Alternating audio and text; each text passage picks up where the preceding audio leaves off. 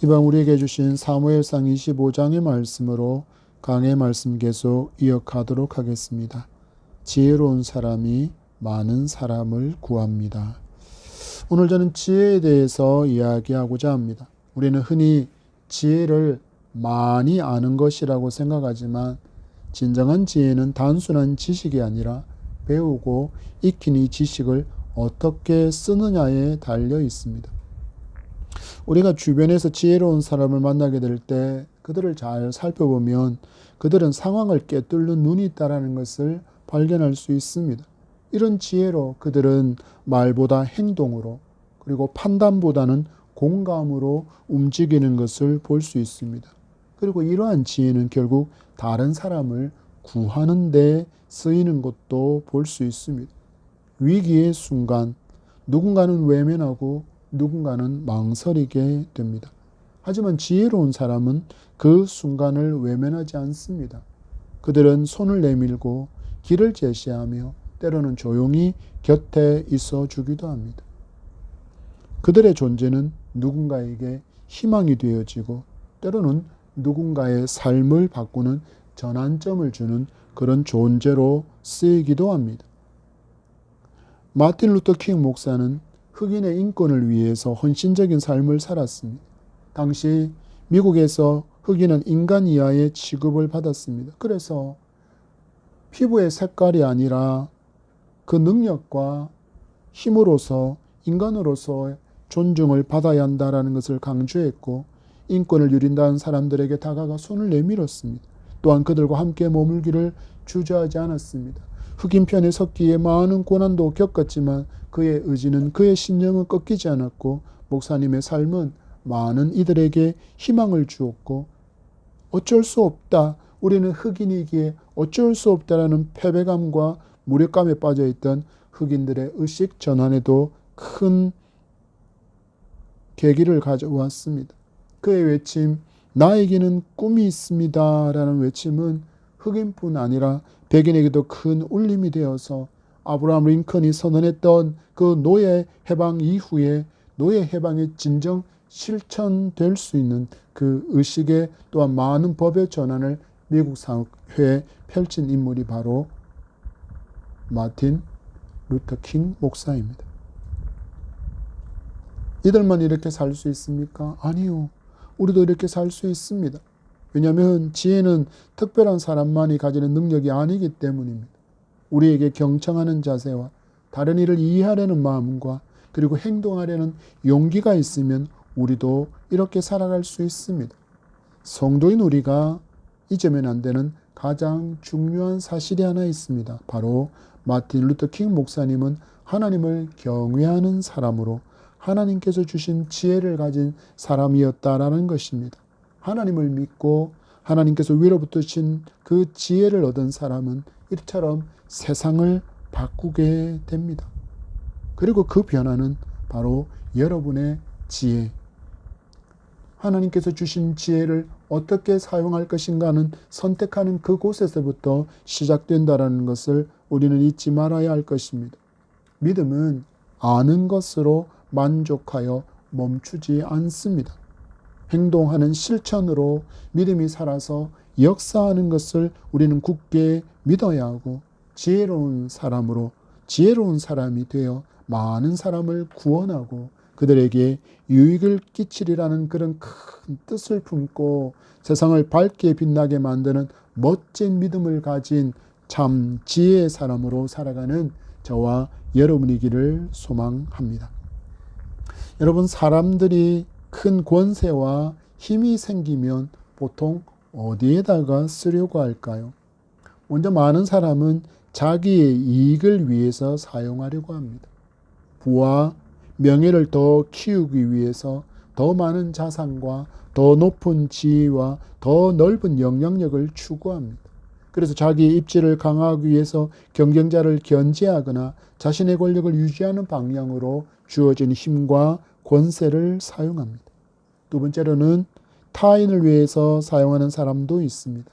그들은 권력을 이용해서 불평등을 해소하거나 혹은 소외된 이들을 위한 정책과 공공의 선을 위해 교육과 복지, 환경 등 공동체의 미래를 위한 방향으로 이타적인 삶을 살기도 합니다.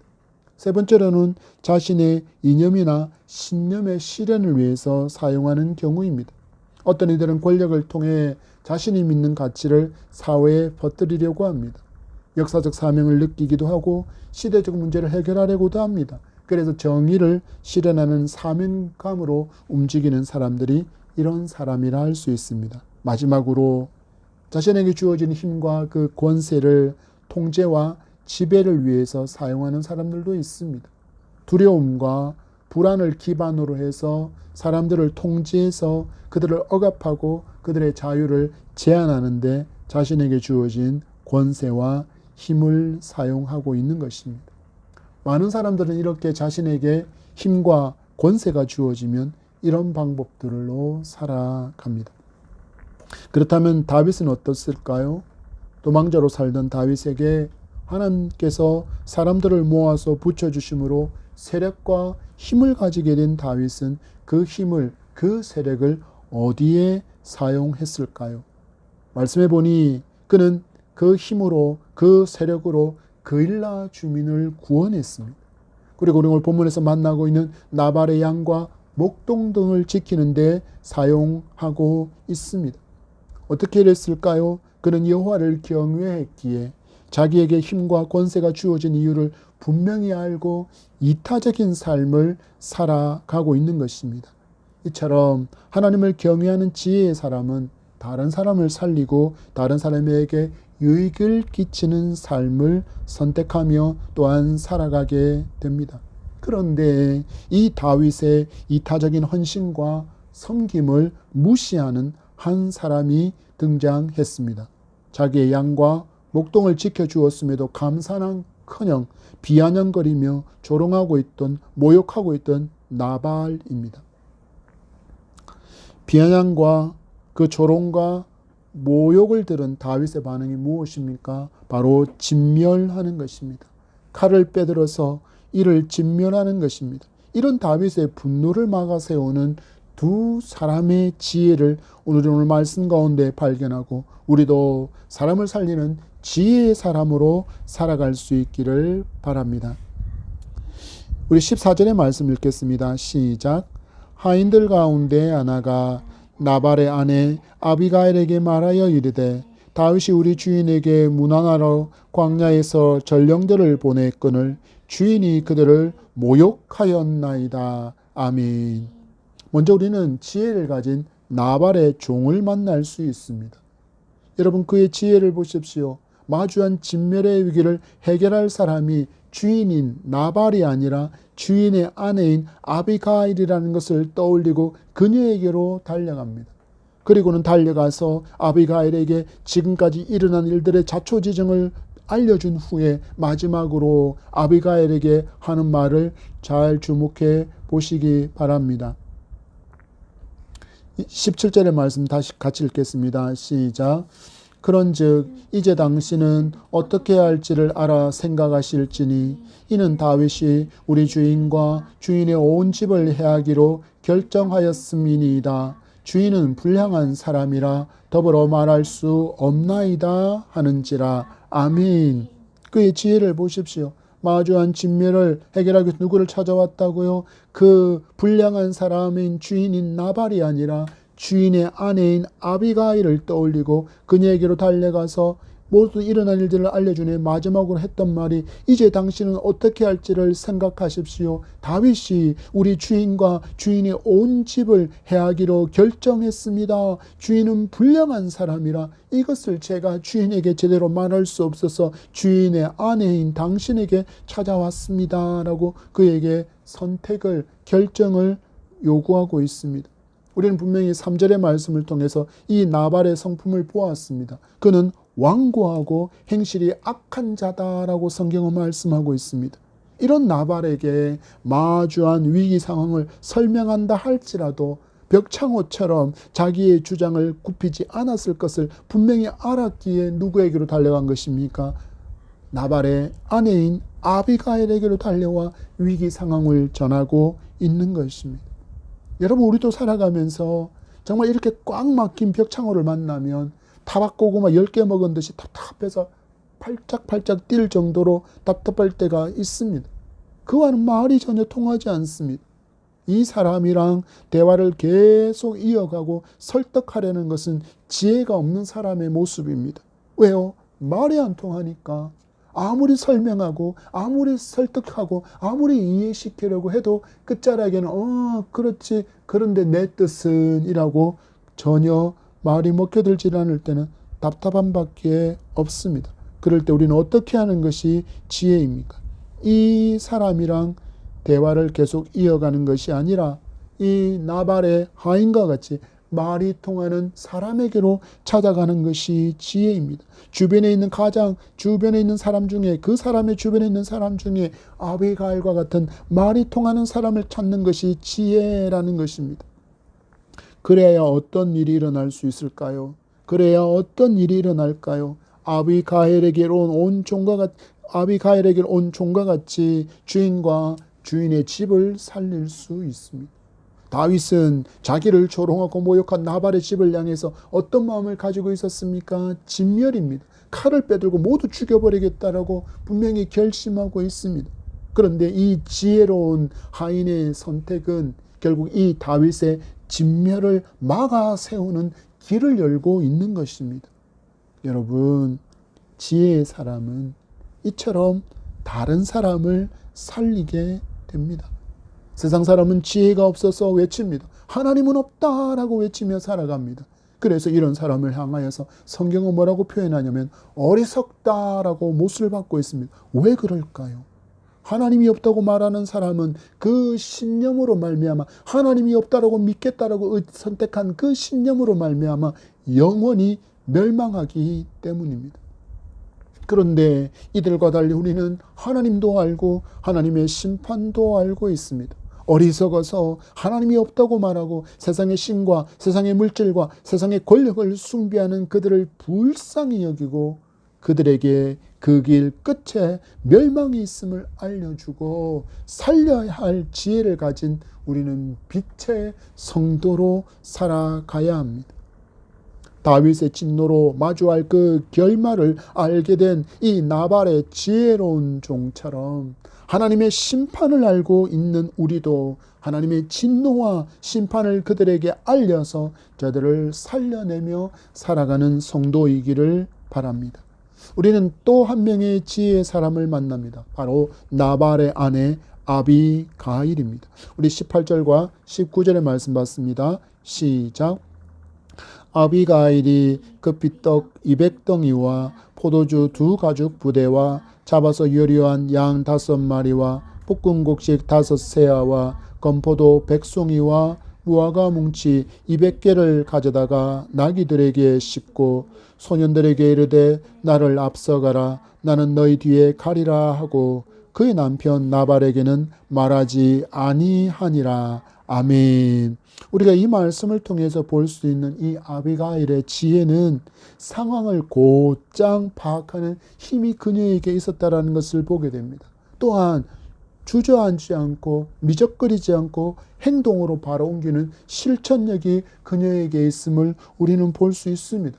종이 전해준 소식을 듣자 곧 떡 200덩이와 포도주 2가죽 부대와 양 5마리를 잡아서 만든 요리와 볶은 곡식 5세와 건포도 100송이 무화과 뭉치 200개를 나귀에 싣고 곧장 진멸하기 위해서 달려오고 있는 그 다윗에게로 갑니다. 그러면서 누구에게 말하지 않습니까? 나발에게 말하지 않습니다. 왜요? 그는 완고하고 행악한 자였기 때문입니다. 말이 통하지 않는 자였기 때문입니다. 그래서 그가 이 나발의 아내이기에 그의 완고하고 행실이 악한 것은 누구보다도 잘 알 것이기에 남편에게 말하지 않습니다. 우린 여기서 주목해 볼 것이 하나가 더 있습니다. 여러분, 아비가일이 준비한 음식의 양을 보십시오. 나발이 다윗에게 줄 것이 없어서 그 음식을 거부한 것이 아니라는 것을 분명히 알 수 있습니다. 그것도 오랜 시간 동안 준비하는 게 아니라 종의 말을 듣자 곧 준비한 음식의 양이, 집에 비축되어 있던 음식으로 순식간에 마련한 양이 이만큼입니다. 충분히 다윗과 그의 일행을 먹일 수 있는 음식이 있었음에도 이를 거부한 것은 무엇 때문이라고요? 나발의 그 완악함 때문이라는 것을 분명히 알 수 있게 하는 장면이 준비되어진 음식의 양입니다. 아마도 아비가일은 종에게서 대략적인 다윗과 함께한 일행의 숫자를 들었던 것 같습니다. 왜냐하면 준비한 음식의 양이 몇십 명 분량의 양이 아니기 때문에 충분히 다윗의 일행을 먹일 수 있을 만큼의 양을 나귀들에게 싣고 다윗의 진노를 막으러 가고 있습니다. 여러분, 이 장면에서 우리는 시선을 바꾸어서 우리의 영적인 상태로 돌아가 보기를 원합니다.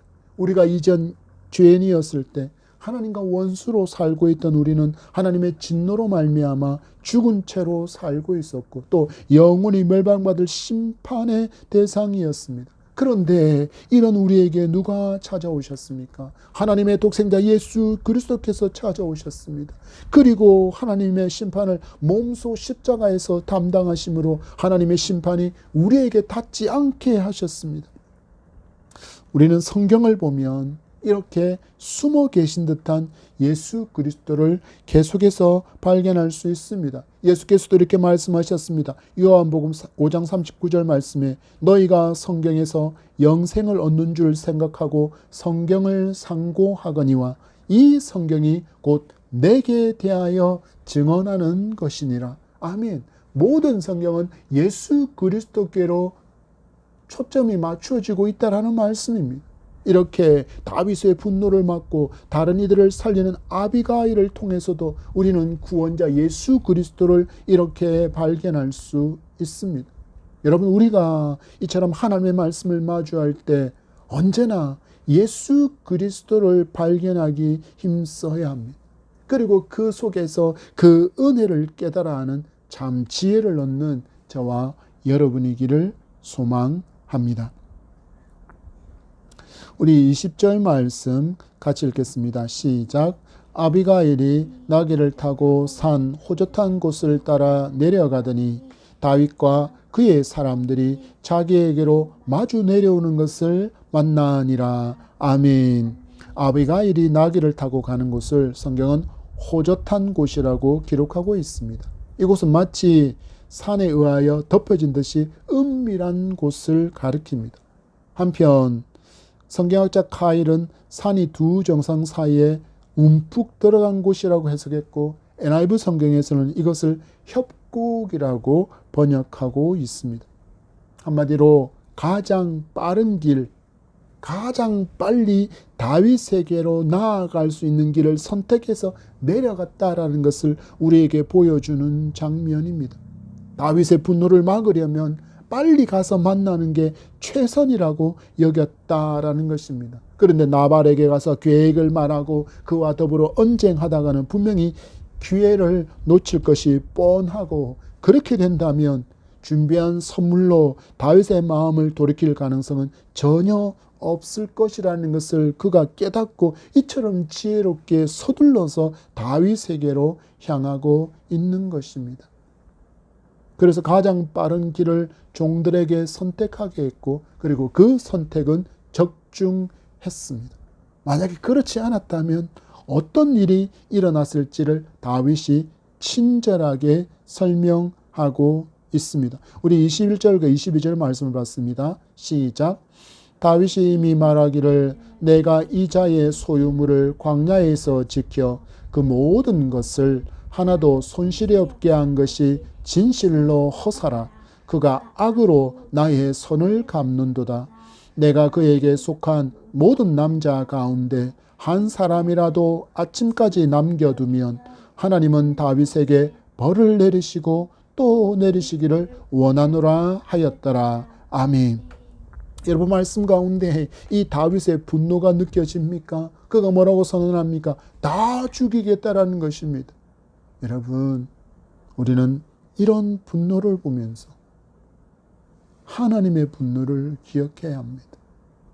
하나님께서 창조하신 세상을 살면서도 하나님을 부인하고 하나님께서 독생자 예수 그리스도로 보여주신 그 은혜와 사랑을 무시하고 외면하고 살아갈 그 불신자들에게 임할 하나님의 분노가 어떨지 우리는 이미 성경을 통해서 너무나도 잘 알고 있지 않습니까? 그런데 너무나도 많은 사람이 하나님께서 당신의 아들 독생자 예수 그리스도를 죽여서 구원의 길을 열어주신 이것을 무시하고 거부하는 것은 다윗이 자기가 베푼 그 호의에 모욕을 당하고 무시당했을 때 분노하는 것하고는 격을 다르게 하는 분노가 그들에게 쏟아질 것을 분명히 성경이 말씀하고 있다는 것을 우리가 알고 우리는 그들에게 알려주어야 합니다. 이스라엘이 구원의 하나님을 버린 결과로 마주한 심판은 참혹함 그 자체였습니다. 이스라엘이 자기들을 구원하시고 자기들을 인도하시고 자기들을 번영으로 이끌어 주신 그 하나님을 버릴 때 그들은 수많은 우상의 제단으로 나아가 음란의 제사를 드리며 하나님을 멸시했습니다.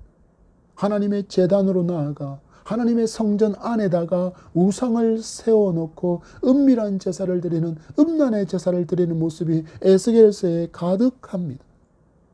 그래서 그들은 하나님의 심판을 초래했고 그리고 하나님께서 그 심판하실 때 그 지팡이로 사용했던 몽둥이로 사용했던 이방 나라들이 이스라엘의 나라 이스라엘에 와서 북이스라엘을 그리고 남유다를 징벌할 때 성경에서 보면 그들에게 얼마나 참혹한 일이 일어났는지를 분명하게 보여주고 있습니다.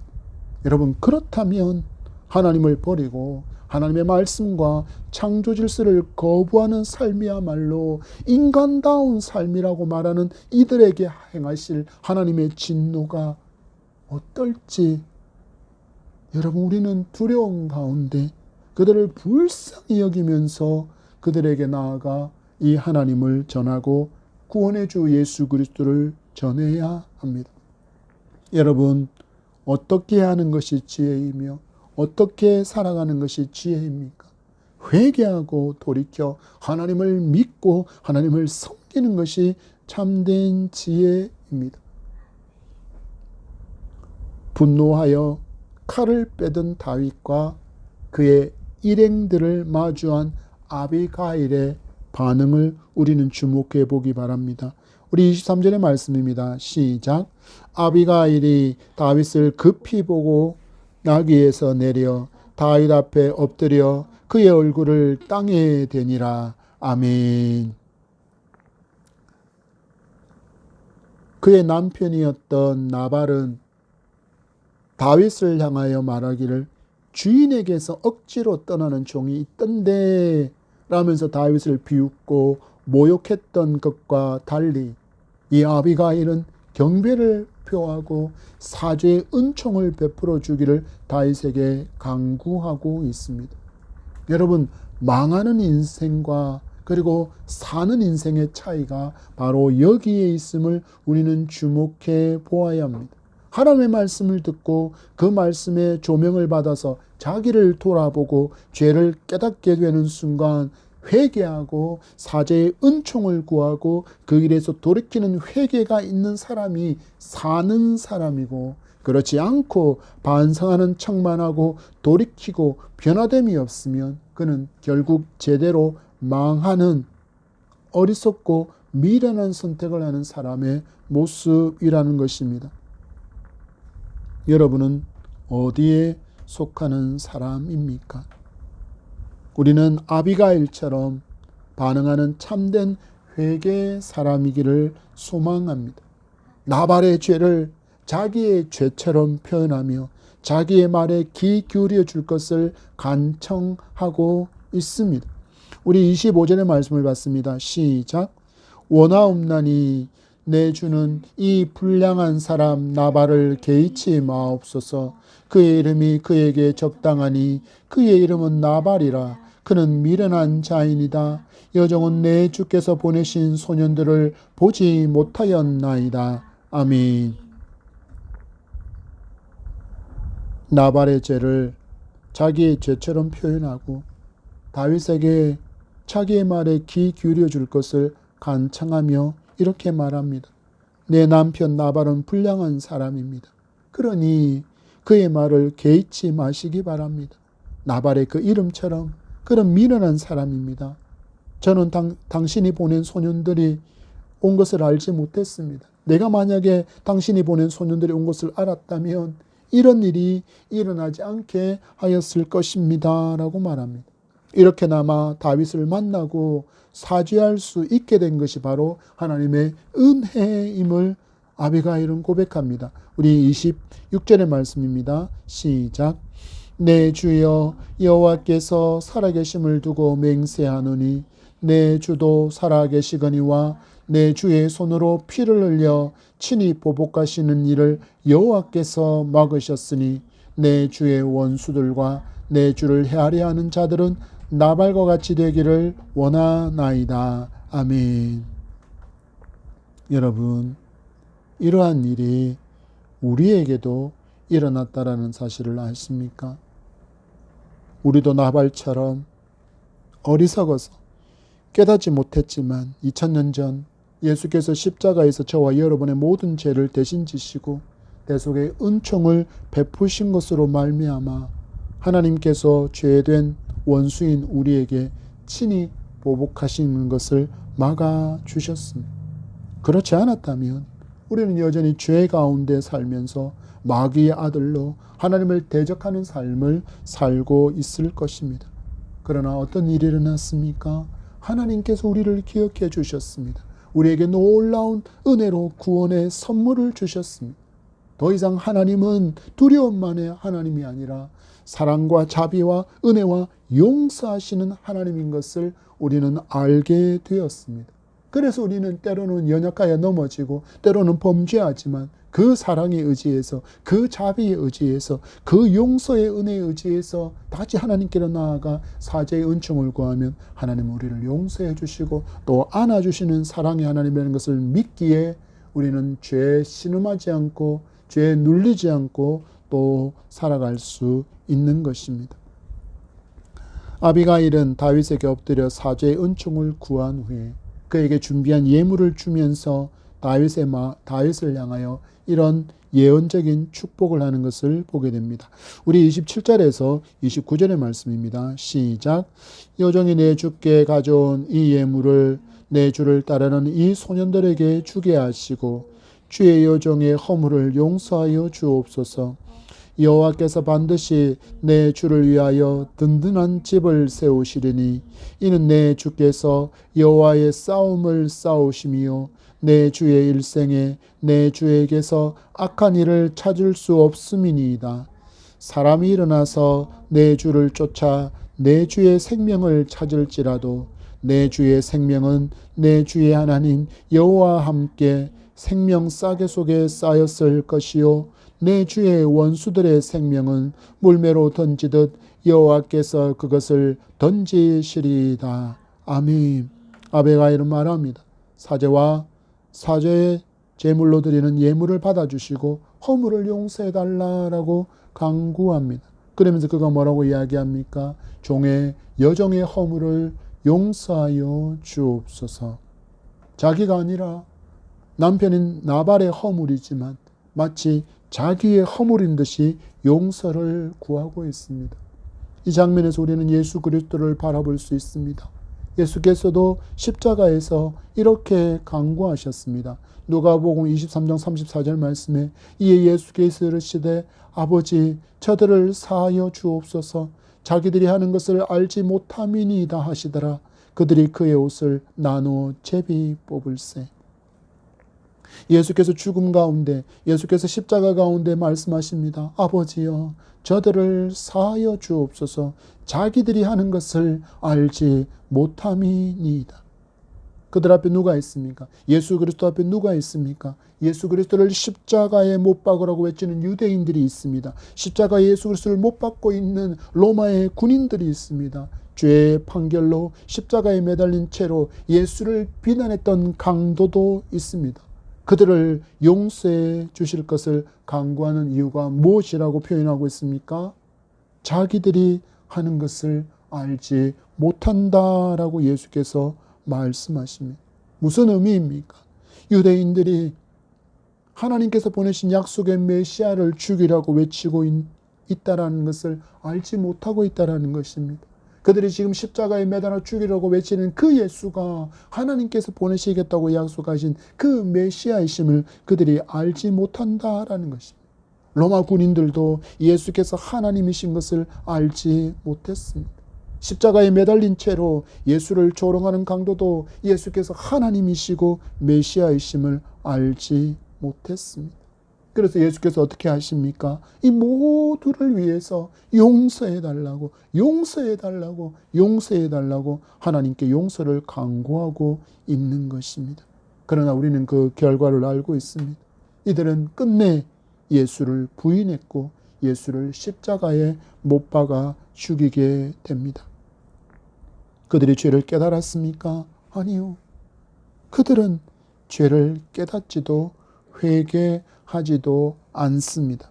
오직 한 사람, 십자가에 매달린 강도만이 낙원에 이를 때 나를 기억해 달라고 간구함으로 낙원을 허락받았을 뿐입니다. 무엇을 교훈하는 것입니까? 오직 믿는 자, 오직 회개하는 자에게 구원이 선물로 주어진다라는 것입니다. 말씀 앞에 여러분 죄가 생각났다면 그것은 지금 성령께서 나를 말씀하러 조명하고 계신 것입니다. 여러분을 살려주시기 위해서, 여러분을 복주시기 위해서 깊은 사귐의 은총을 누릴 수 있도록 이처럼 놀라운 역사를 지금 나에게 허락하셨다라는 것을 굳게 믿고 회개하고 회개에 합당한 열매를 맺으며 살아가는 그런 저와 여러분이기를 간절히 소망합니다. 나발의 죄를 마치 자기의 죄처럼 여기며 회개하고 사죄의 은총을 구한 아비가일이 다윗을 축복하는 장면이 29절에서 31절의 말씀까지 나와 있습니다. 여기서 우리는 무엇을 알 수 있습니까? 아비가일은 하나님의 주권을 인정하는 믿음의 사람이라는 것을 우리에게 보여주는 것입니다. 28절에서 그녀는 말하기를 여호와께서 내 주를 위하여 견고한 집을 세운다고 고백합니다. 그리고 다윗이 하나님께서 기름을 부어 왕을 삼은 사람이라는 것도 인정하고 고백하고 있습니다. 이 두 가지의 고백을 연결해 보면 아비가일은 다윗의 왕권이 하나님의 계획 안에 있다는 것을 알려주는 축복과 함께 예언적인 지금 선언을 하고 있는 것입니다.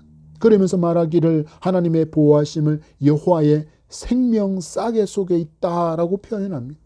여기서 생명 싸개는 고대 유대인의 보호를 상징하는 표현으로 지금 하나님이 누구를 다윗을 특별히 보호하고 있다라는 것을 믿는 믿음의 고백입니다. 그리고 다윗을 핍박하는 원수들의 생명은 하나님께서 물매를 던지듯이 여호와께서 멸하신다라고 고백하며 또한 하나님의 공의의 심판이 있다라는 것을 분명히 아비가일이 믿고 있음을 우리에게 보여주고 있습니다.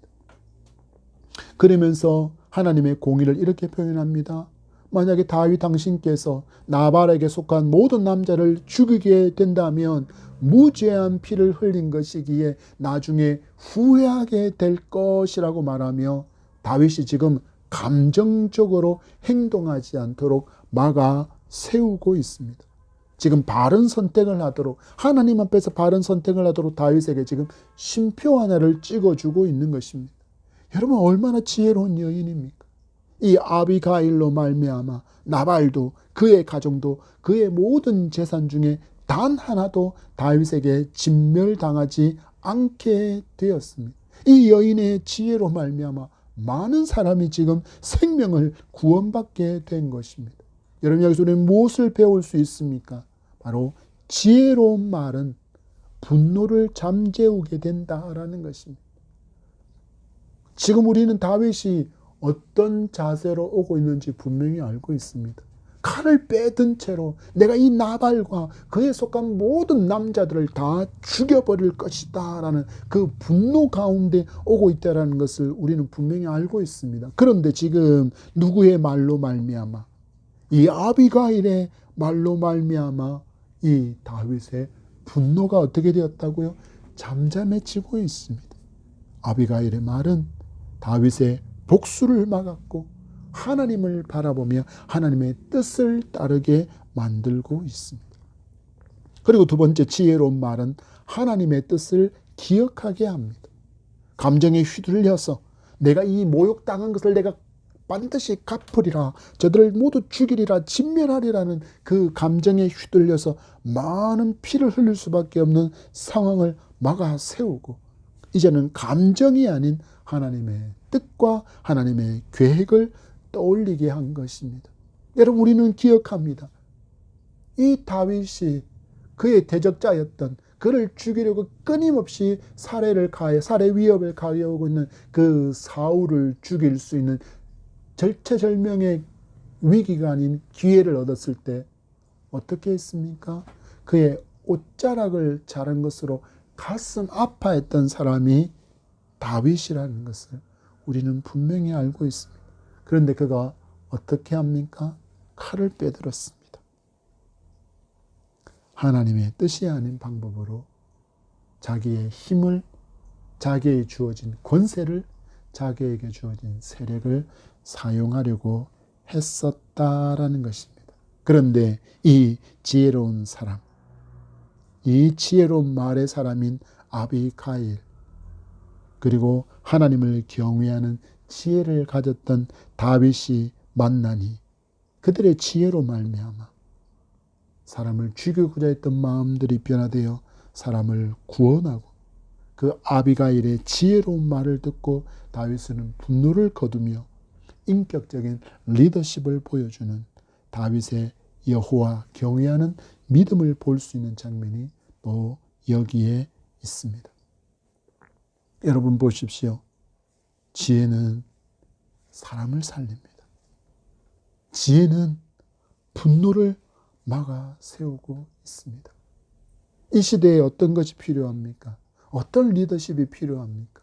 하나님을 경외하는 이런 지혜의 리더십이 필요하다는 것을 여러분 기억하시며 우리의 위정자들이, 교회의 리더들이 이런 삶을 살아갈 수 있도록, 이런 지혜의 삶을 살아갈 수 있도록 많이 기도하고, 우리가 이런 지혜의 사람이 되어서 사람을 살리는 사명을 힘써 감당할 수 있는 저와 여러분이기를 소망합니다. 말씀을 맺습니다. 여러분, 우리 말씀 앞에 질문해 보기를 원합니다. 내가 분노하거나 감정적으로 행동하려고 할 때 하나님의 뜻을 우리는 어떻게 기억할 수 있을까요? 말씀을 기억하시면 됩니다. 또 질문이 있습니다. 내 주변에 아비가일처럼 지혜롭게 중재해 주는 사람이 있습니까? 그렇다면 나는 어떤 역할을 하는 사람입니까? 마지막으로 하나님의 보호하심을 믿고 원수를 내 손이 아닌 하나님의 손에 진정 여러분 맡길 수 있습니까? 내게 주어진 힘과 내게 주어진 그 권세로 내가 직접 복수 갚는 것이 아니라, 내가 직접 원수 갚는 것이 아니라 하나님께서 갚아주실 것을 믿고 여러분 잠잠히 계실 수 있겠습니까? 오늘 말씀이 이것이 가능하다는 것을 우리에게 보여주고 있으니 여러분 믿음으로 지혜롭게 이렇게 살아갈 수 있는 저와 여러분이기를 소망합니다. 죄로 말미암아 하나님과 원수로 살던 우리가 예수 그리스도의 대속의 은총으로 말미암아 하나님의 자녀로 천국 백성으로 살아갈 수 있게 되었습니다. 그 은혜를 알게 된 것은 하나님의 은혜이고 하나님의 지혜가 우리에게 임한 결과입니다. 여러분, 우리 감사하며 살아갑시다. 주신 지혜로 내게 주어진 모든 것이 하나님의 나라와 의를 이루기 위한 청지기의 사명을 감당하라고 맡겨주신 것임을 알고 사람을 살리고 세우는데 지혜롭게 사용하며 천국의 보화를 쌓는 복된 삶을 살아갈 수 있기를 바랍니다. 여러분, 믿음은 아는 것으로 멈추지 않아야 합니다. 행동하는 실천으로 역사가 나타난다는 것을 굳게 믿고 우리 지혜로운 사람이 되어 많은 사람을 구원하고 그들에게 유익을 끼칠 수 있는 그 하나님의 마음을 품은 저와 여러분이 되어 그 삶으로 말미암아 이 세상이 조금 더 밝게 빛나게 만드는 사명자로 살아갈 수 있기를 축복합니다. 여러분, 우리 말씀을 기억하며 이렇게 기도할 수 있기를 바랍니다. 하나님, 내가 감정에 휘둘리지 않고 당신의 뜻을 따르도록 도와주세요. 지혜로운 중재자가 되게 하시고 평화를 이루는 자로 살아갈 수 있게 해주세요. 다윗처럼 하나님의 보호하심을 신뢰하며 복수를 내려놓고 공의를 기다릴 수 있는 그런 지혜의 믿음을 달라고 우리 기도할 수 있기를 소망합니다.